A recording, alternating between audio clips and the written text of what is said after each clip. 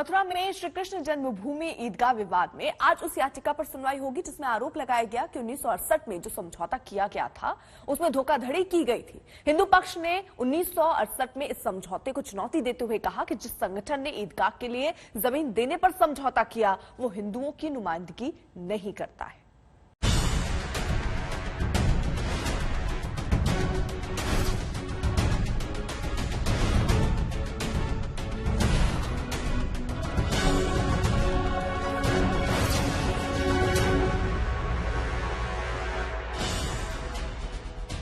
काशी के साथ मथुरा के कृष्ण जन्मभूमि परिसर में स्थित शाही मस्जिद को लेकर भी कानूनी जंग का आज अहम पड़ाव है। आज 54 साल पुराने उस समझौते को लेकर फैसला आ सकता है जिसके आधार पर ही शाही मस्जिद का वजूद टिका है, लेकिन अब कोर्ट में इसी समझौते को चुनौती दी गई है, ये कहते हुए कि 1968 में धोखाधड़ी के साथ ये समझौता किया गया है।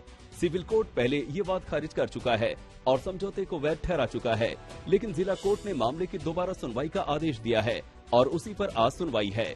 मथुरा की अदालत में एक बार फिर बहस इन सवालों पर शुरू होगी कि क्या ईदगाह की जमीन श्री कृष्ण जन्मभूमि की है? क्या 1968 में दोनों पक्षों के बीच हुआ समझौता अवैध है? क्या 1968 का समझौता धोखे से किया गया? अगर 1968 के समझौते में कोई खामी मिलती है तो मंदिर मस्जिद का ये बरसों पुराना विवाद एक बार फिर कानूनी कसौटी पर परखा जाएगा। वैसे मथुरा का मामला अयोध्या और काशी से थोड़ा हटकर है। वो इस तरह के इस केस में दोनों पक्षों के बीच बाकायदा समझौता हुआ था। 1968 में मथुरा केस में कानूनी समझौता हुआ। संपत्ति विवाद में सिविल कोर्ट ने डिक्री दी। 2020 में सिविल कोर्ट के आदेश को चुनौती दी गई। सितंबर से अक्टूबर 2020 के बीच 10 केस दाखिल हुए।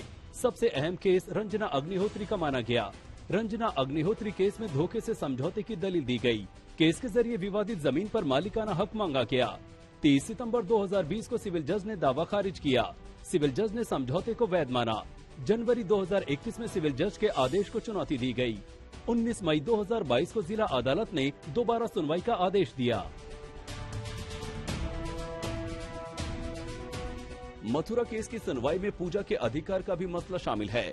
हिंदू पक्ष की दलील है कि ये मामला 100 साल से पुराना है, इसलिए वर्शिप एक्ट में भी नहीं आता। मथुरा से मदन गोपाल शर्मा और अनिशा माथुर के साथ आज तक ब्यूरो।